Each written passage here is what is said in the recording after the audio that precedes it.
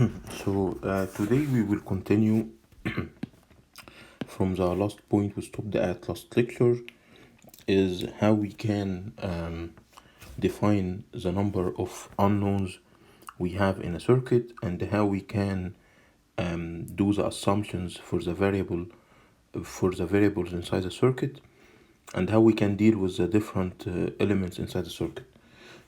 So we took this example last time, example 1, to illustrate how we are going to do the assumptions and define the number of unknowns.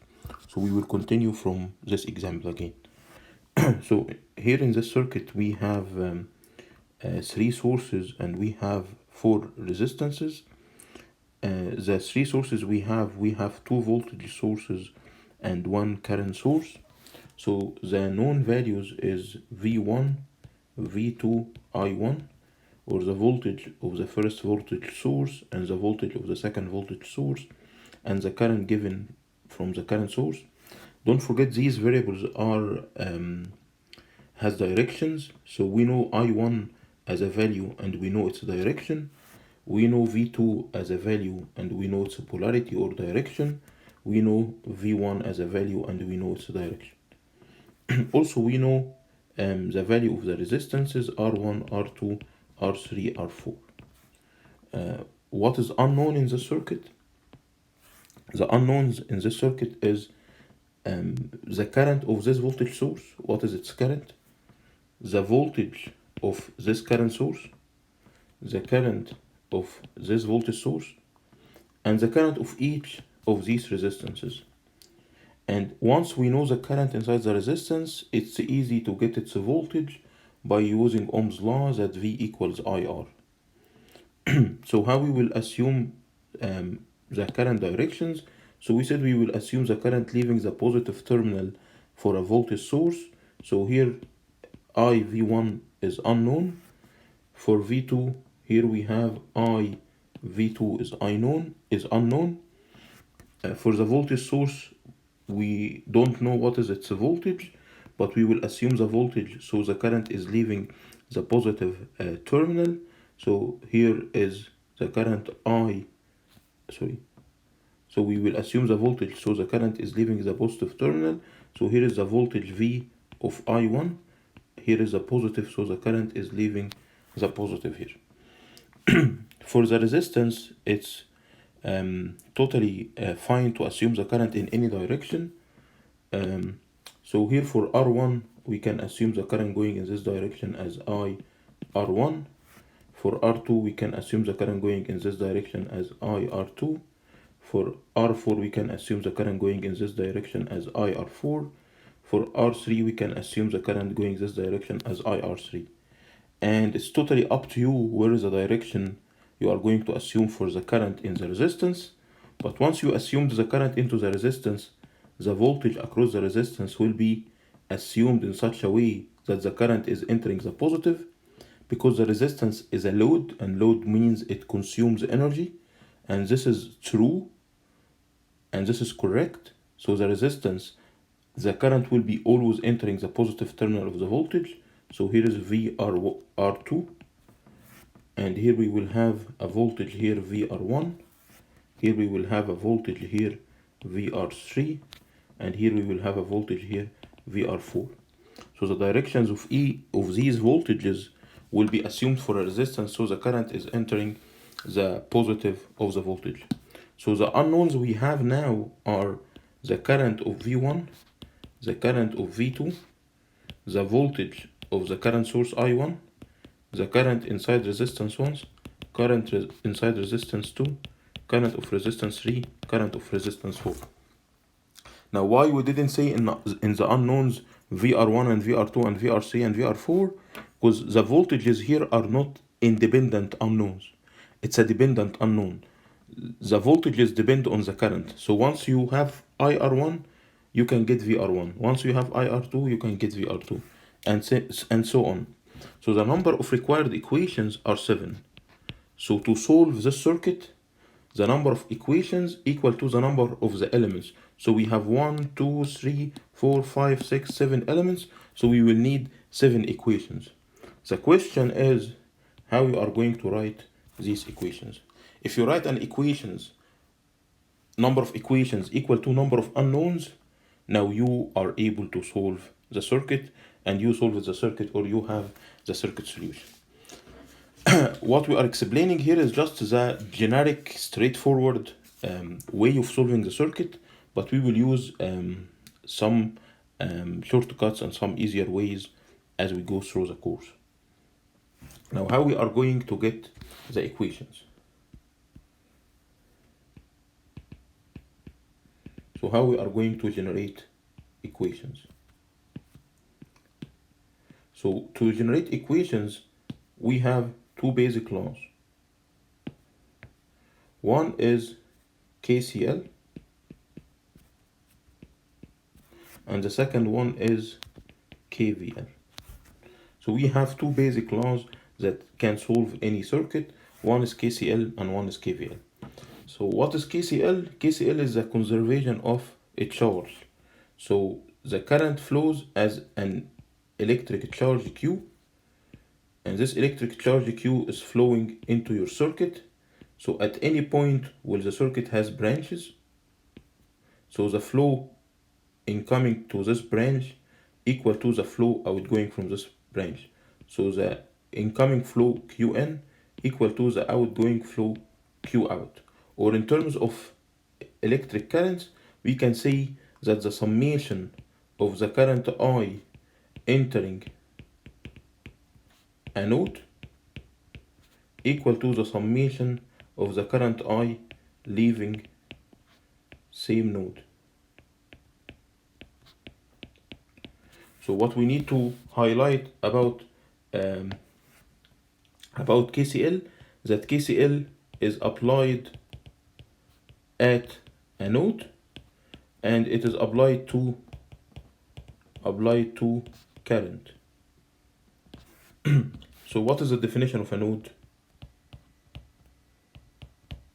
So a node is a point connecting more than one element. So any point is connected to more than one element, it's a node. So say we have, this is part of a circuit. So we have this is part of a circuit. So in this part of the circuit, we have a point here which is connected to three elements. So what we have here is a node. Let's name this node as X. So we can apply KCL at X. And this is how you will write it for us, so we understand how you got your equations. So if we apply KCL at point X, and at point X we have current say I1, current say I2, and there is a current here I3. So how we can apply KCL at point X? KCL says that the summation of all the currents going into the node equal to summation of all the currents leaving the same node. So what are the currents entering the node? So the currents entering the node are I1 and I2. These two currents, I1 here and I2 here, are entering the node. Which current is leaving the node? I3. So we can write this equation. So we can use KCL at any node in the system. So the number of KCL equations that we can get equal to the number of nodes we have in the system minus 1. Minus 1 because we have a repeated node. So the neutral point is always a repeated node. And repeated node means it will give you a repeated equation. So usually we don't apply KCL at the return node of the supply, as we will see. So this is KCL, or this is how we can get equations using Kirchhoff current law. Now KVL. So what is KVL is? So we can logically understand the idea behind KCL. It's a flow. The flow coming into the node equal to the flow going outside the node. And this is conservation of a charge. But how we can understand the logic behind KVL? So let's take a simple mechanical example to understand what is going on. So if you have a mass M and you apply the force into this mass, so this mass will start to move. So what is the dynamic equation you have? So the dynamic equation you have that the force acting on the mass equal to the mass multiplied by the acceleration, or F equal to mass multiplied by the acceleration. And assume that this mass is moving on a surface, and this surface has friction, F friction. So we can say that the acting force here is the external applied force minus F friction, and this is equal to mass acceleration. So if the acting force here, this force here, is not equal to 0, your acceleration will not equal to 0. And if your acceleration is not equal to 0, this means you are not at a steady state. So if the acceleration is positive, your speed will increase with time. Until when? What is the maximum? So any system will reach a steady state point. And at this steady state point, there is no rate of change. So we can say that at a steady state, the acceleration will be 0. And if the acceleration is 0, the acting force will be 0, or the applied force will equal to the friction. So let's name this as reaction or friction. Or the acting force equal to the reaction force. And at this point, you will be going with constant speed. And, and this is called the steady state. Let's take this into our mind and go forward to electrical system. So assume you have a circuit. This is a circuit. Or this is a closed path in a circuit. And inside this closed path of the circuit, you have electric charge going, or you have a current. And the voltage acting on this path, the voltage acting on this path is accelerating the current. So the current in the circuit will be increasing if there is a voltage difference across the circuit. So if there is a voltage difference across a closed path, this means you have an acting force, because the voltage is like a force. The voltage in electric system like the force in mechanical systems. So if you have an acting force in the mechanical system, you will have an acceleration. If you have an acting force in the electrical system, you have a voltage difference, you will have an acceleration in the current, which means the value of the current will keep increasing. But in our circuits, the circuit is stable and it's in a steady state, which means that the rate of a change of the current is 0, or the current is constant. So when you turn on a circuit, its current will reach a value, and this value will be constant, which means we are at a steady state. And if we are at a steady state, the acting force on the circuit is 0, or summation of the voltage is 0. So summation of the voltage is 0 in across any closed path in the circuit. And this is what is called KVL, or Kirchhoff voltage law. So Kirchhoff voltage law says that the summation of the voltage across any closed path in the circuit is 0. So we apply KVL around a loop or a closed path, and we apply KVL to voltages. Okay? So this is how we will get our equations. So we will get our equations using KCL, summation the current entering the node equals summation of the current leaving the node, or KVL, which is stating that summation of the voltage across any node equal 0. So let's take the example we were solving now and continue by defining the equations we have.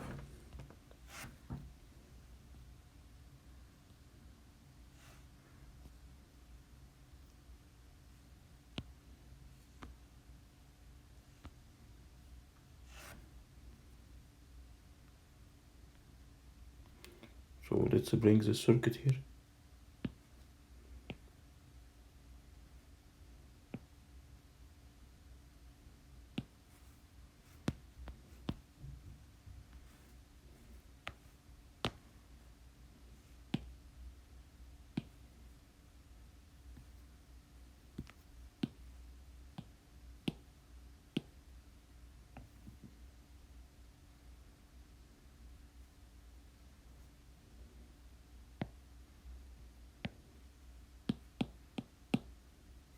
Okay, so let's go back to the circuit we were solving here to see how we can deal with the circuit.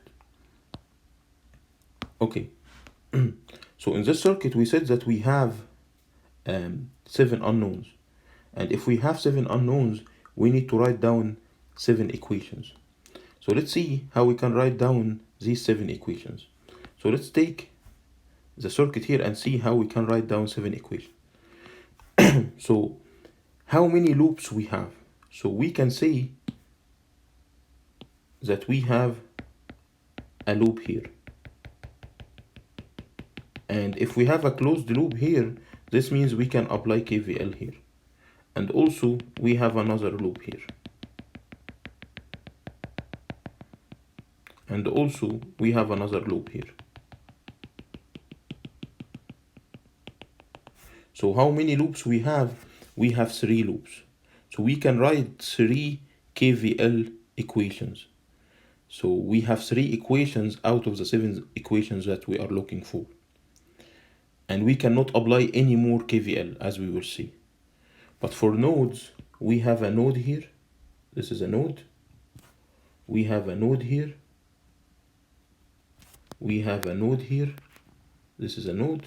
And we have a node here. So we have 1, 2, 3, 4 nodes. And as we said, we will not apply KCL at this node, at the neutral of the source, because this is a repeated node. So in this circuit, we can write 3 KVL equations, and we can write 4 KCL equations. So how many equations we have? 7 equations. How many unknowns we have? 7 unknowns. So we are done, we can solve the circuit. And this is true for any electrical circuit. You can apply this basic rule. Why? Because you will have number of equations equal to number of unknowns, so you can solve it. So if you follow these steps, so you can solve any electrical circuit equation with just using these values, or using this technique. Just I need to know why there's an issue here. Okay, here we go. Okay, now how we are going to write equations. So we said that we have 3 loops. So let's name the loops here. So we have loop 1, we have loop 2, we have loop 3. So let's write down the equations for loop 1. So here is loop 1.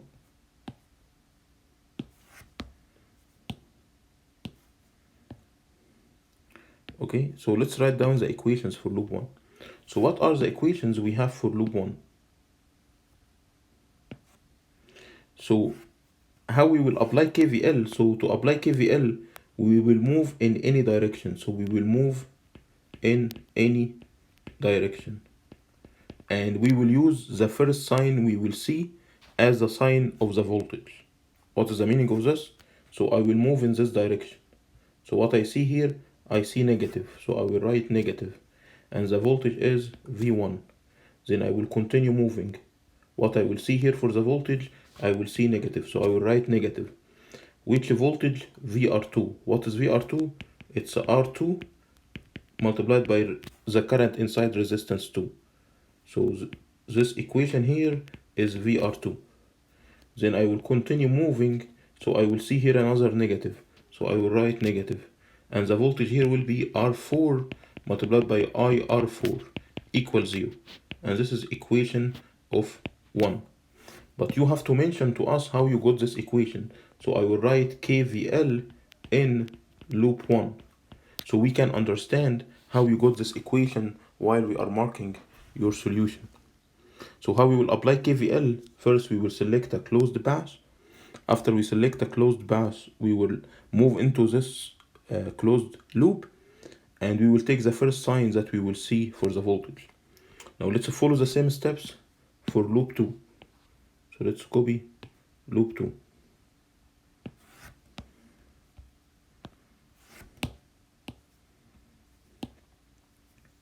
So here we have loop 2. So what I will do, I will move in loop 2 in this direction. So it doesn't matter which direction you are taking, but you have to keep this direction for this loop. So I can, in this part, I can move the other way, I can move this way. Okay, so for the same loop you have to keep the direction, but between loops it doesn't matter. Okay, but let's take one direction to be easy. So here I will see positive, so here we have positive, and the voltage VR4 is R4 IR4. Then I will continue moving, so here I will see positive R3 IR3. Then here I see positive V of the source I1 equals 0, and this is equation 2, and we got this equation by apply KVL in loop 2. Okay, so this is how we can apply KVL. Now let's take the third loop we have here to apply KVL in the third and last loop.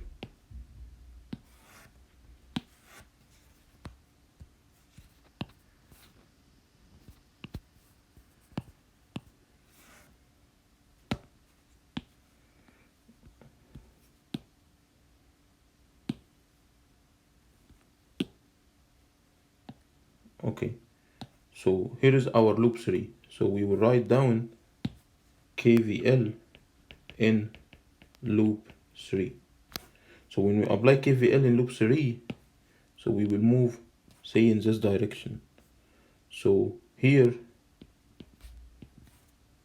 we will see positive, so we will write positive I R2 multiplied by R2. Then we will continue moving, here we will see negative R1 I R1.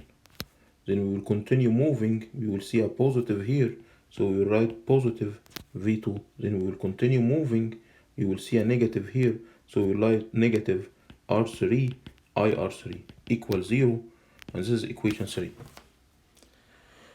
Now we have 3 equations from applying KVL on the 3 circuits. Okay, let's just change the view.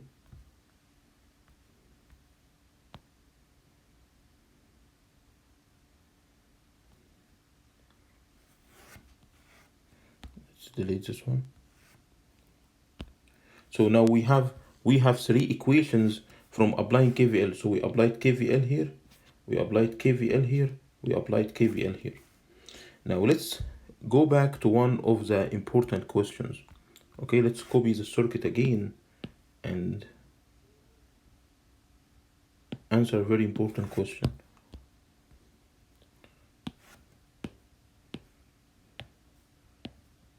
What if someone said, okay, I see another loop here, okay? So someone will say, okay, I see a loop here that I can use.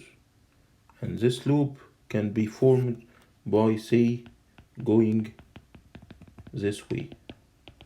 So he will say, okay, hey, I have another loop and I can get you one more equation. Say this is loop 4. Now, if you write the equation for loop 4, so let's write down the equation for loop 4. So here we have positive R4 IR4. Then we have positive R2 IR2. Then we have negative R1 IR1, positive V2. Then we have positive VI1 equals 0. So here we have positive, we have positive, we have negative, we have positive, we have positive. Now look at this equation, okay? And compare this equation with the 2 equations of this loop here and this loop here. So let's copy this equation here.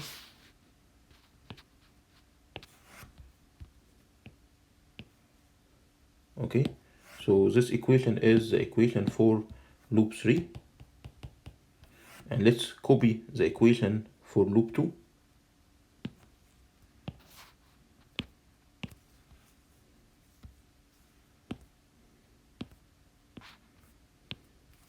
So this is the equation for loop 2. Now, if you add the two equations together, if you add this equation to this equation, what you will get? So if you add the two equations, R3, I3 will cancel I3, R3.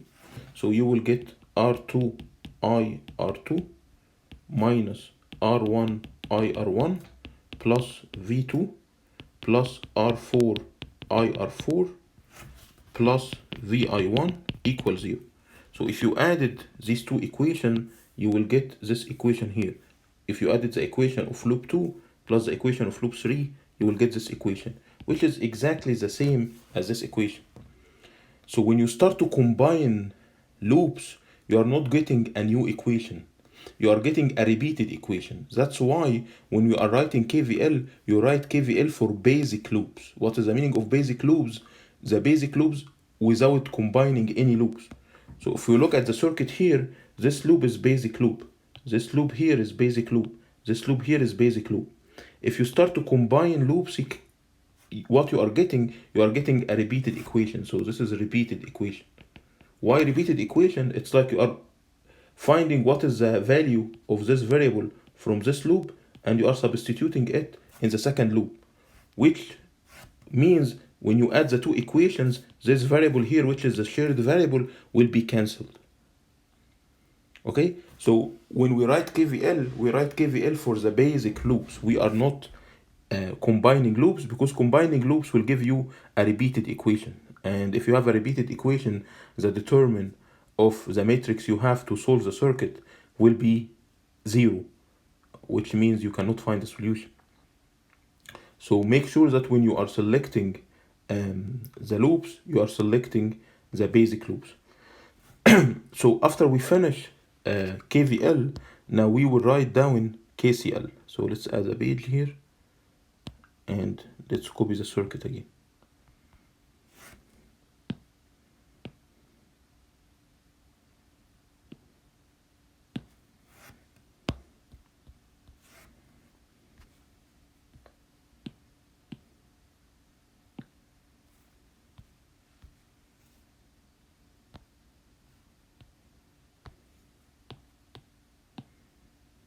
Now let's go back to the circuit and let's start to write KCL. So KCL is straightforward. So here we have a node here. We have this current entering the node. We have this current is entering the node. This current is leaving the node. So if we name this node as 1, so we write KCL at node 1. I V1 plus I R1 are entering, and the leaving one, sorry, I R2, and the leaving current is I R1. At this node here, we have I V2 entering, we have I R1 entering. So KCL at node 2, and this is node 2, I R1 plus I V2 equals 0. Then here we have another node here, node 3. In node 3, I V2 is leaving, I R3 is entering, I1 is entering. So we can say KCL at node 3, I R3 plus I1 equal I V2. This is, so we have here equation 4, equation 5, equation 6. And then we have this last node here, node 4. So KCL at node 4. We will have here IR4 entering, and the leaving currents IR3 plus IR2. This is equation 7.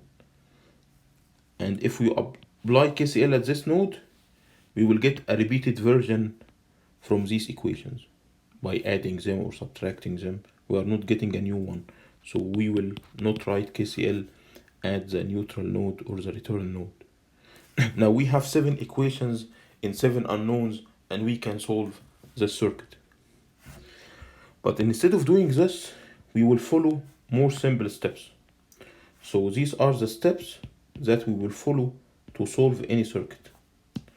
So the steps are: step 1, assume currents. We will assume currents, and we will assume the current, so I is leaving source or I anywhere for resistance. But instead of assuming the current while doing one, while we are assuming the current,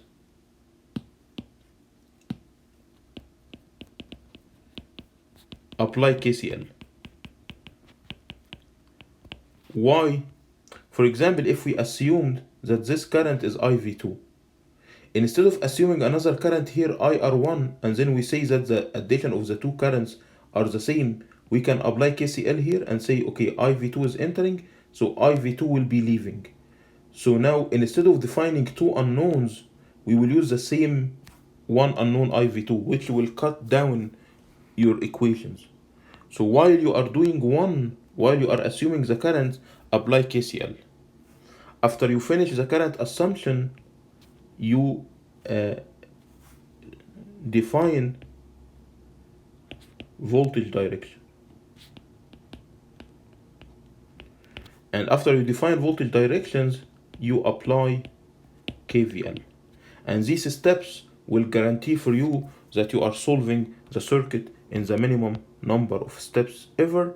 It's equivalent to the same steps you will solve the circuit if you are using nodal analysis, if you are using mesh current. So these are the steps that will guarantee that you are solving the circuit in the minimum number of steps. So let's take an example. Okay, so this is the solution of the example we solve it now. Okay,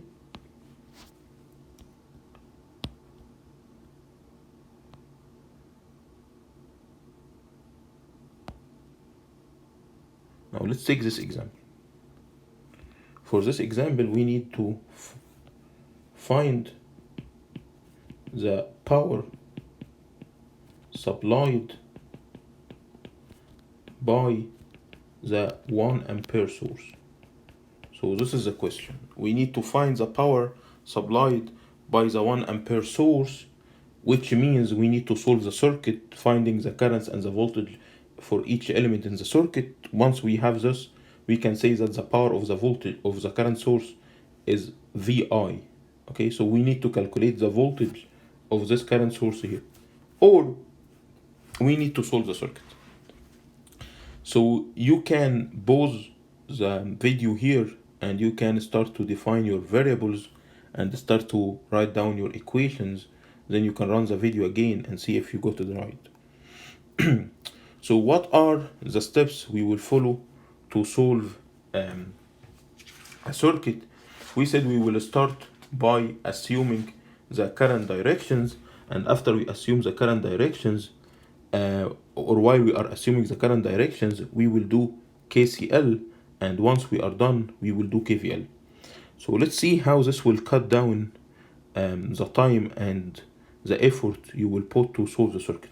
So in this circuit, we have 4 resistances and 3 sources, so we have 7 unknowns. So to solve the circuit, we need to write down 7 equations. And instead of writing down 7 equations and 7 unknowns, we will follow the steps we said. So step 1, we need to assume the current. So how we will assume the current? We will say, okay, here we have a voltage source, so we will assume a current I1.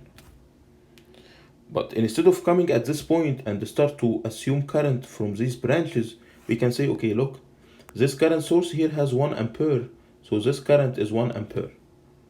Why this current is 1 ampere? Because you applied KCL at this node. The entering current is 1 ampere, so the leaving current is 1 ampere. At this node, we have 1 ampere coming, so we will have 1 ampere leaving. So the current we will receive here is 1 ampere. So instead of defining a new variable here and then write an equation for this new variable, now we know that this variable is 1 ampere, which will cut down the number of equations you have by 1. So you are cancelling 1 equation and you are cancelling 1 variable. Now instead of coming at this branch here and say we have a current here I2, and we can write KCL at this node to define I2, we can apply KCL directly. So we can say 1 is entering, I1 is entering, so the leaving current is I1 plus 1. instead of defining a current here I2 and go and write down that I2 equal to I1 plus 1, you are increasing the number of equations. Just get rid of these equations as you go. So here we have a current I1 plus 1 going in this direction. Now let's go to the second source here. So the second source here is 5 volt. So we will assume a current leaving this source, and this current, we will assume this current as I2. And here, don't forget that this current is 1 ampere. So here we have 1 ampere at this node. So the current here is 1 ampere. Now at this point, we have I2 entering and we have 1 leaving. So we can say that the current going in this direction equal to I2 minus 1. So if you add the 2 leaving currents, it will equal to I2. So the current coming at this point is I2 minus 1. And the current coming at this point is I1 plus 1. So if you added these two, it will leave as I1 plus I2. Now we finished the assumptions of the current in the whole circuit, and the number of unknowns we ended up with is just 2 unknowns, I1 and I2. Okay? Now how many equations you can write? You cannot write any more KCL, because already while you are assuming the currents, you applied KCL. So this is not a tool anymore. You lost all the KCL equations, but the good point, you lost these equations because you cancelled its unknowns. And we said we will not write KCL for the neutral node. So the other tool we have is KVL. So we can write KVL for this node here. We can write KVL for this node here. We can write KVL for this node here. So we can write down 3 KVL equations. But how many unknowns we have? So the unknowns we have so far, the unknowns we have if we follow these steps are I1, I2. What is the third unknown? So the third unknown is the voltage of this source. And this source is a current source. So we will assume it's a voltage, so the current is leaving the positive. Okay, so let's name this Vx. So the third unknown we have is Vx, and we can write down 3 equations in 3 unknowns. So how we can write down these equations? So if we go back to the steps we mentioned before, so we said assume current. While assuming current, do KCL. So we are done with these 2 steps. The third step is define the voltages. So let's define the voltages. So the current I1 plus 1 is going in this direction. So we will write plus negative. Here is the voltage. This current is going down. So we write positive negative. This current positive negative. This current here positive negative. So for all the resistances, assume the current to be entering the positive terminal of the resistance. For any current source, assume the voltage, so the current is leaving the positive terminal. Now we can write down KVL for each of these loops. So let's copy this loop here.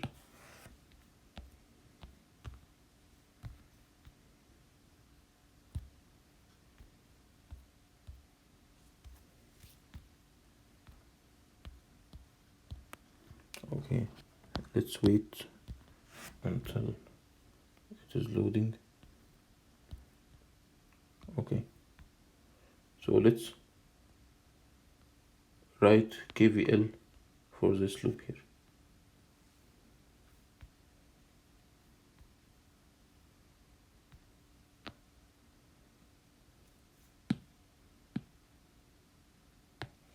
So KVL in loop 1.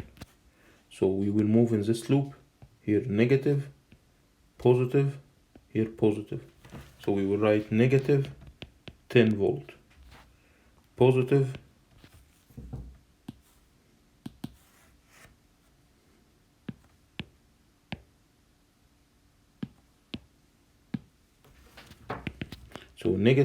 10 volt, positive 2, which is the resistance, multiplied by the current I1 plus 1, positive, the resistance here is 4, and the current is I1 plus I2 equals 0, and this will be equation 1.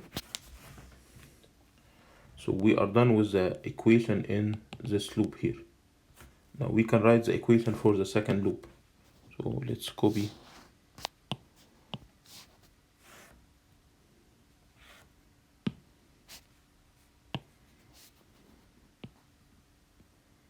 Let's copy this part of the circuit and write down KVL here.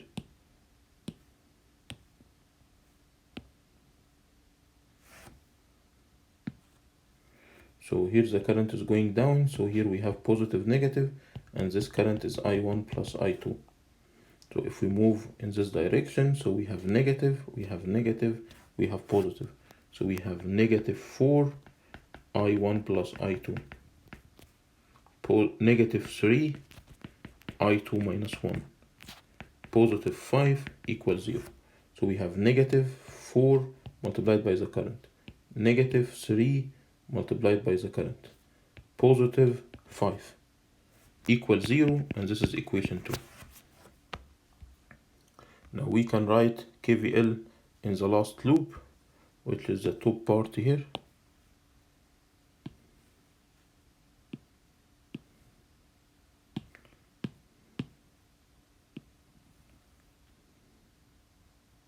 Okay, let's copy this loop here and write KVL for this loop.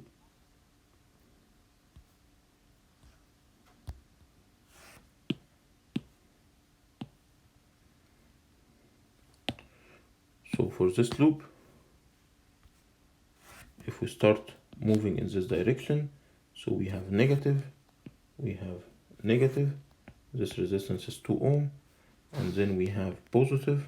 So if we are going this direction, so we have negative here, we have negative here, we have positive here, then we have positive. So we can write negative 2, and the current is I1 plus 1, negative 1, and the current is 1, positive Vx, positive, the resistance here is 3 ohm, and the current is I2 minus 1 equals 0, and this is equation 3.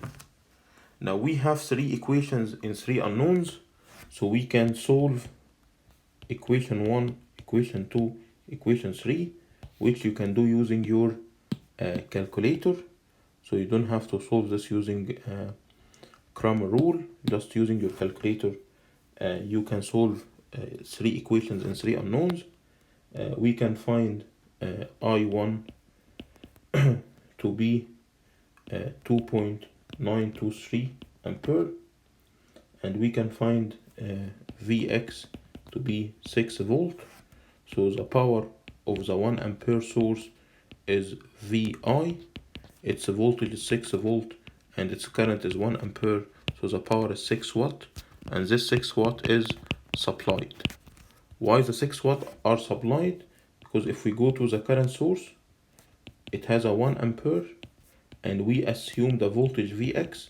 So this 1 ampere is leaving the positive. So our assumption for the source, that the source is supplying energy. This is our assumption. And this assumption can be true or false based on the solution. So what if you got Vx to be, say, negative 8 volt? In this case, the power of the 1 ampere source will be 1 ampere multiplied by negative 8. So it's negative 8 watt supplied. Why supplied? Because this is our assumption. So you can leave it as negative 8 watt supplied, or you can write it as positive 8 watt consumed. So if you do an assumption and you get a negative value, just this means that your assumption was not correct and the true direction is opposite to your assumption. You don't have to go back and reverse your assumption, just to keep it negative. So saying that we have negative 8 watt supplied is totally correct. So please don't change the directions after you solve. Doesn't matter if you get a positive value or a negative value. So this is what we need for DC circuits, is how you can solve a DC circuit. You will do some practice as a revision for solving DC circuit. So I will stop here for DC circuits, and the next topic will be AC circuits. So I will close this part here, then we can move forward to AC.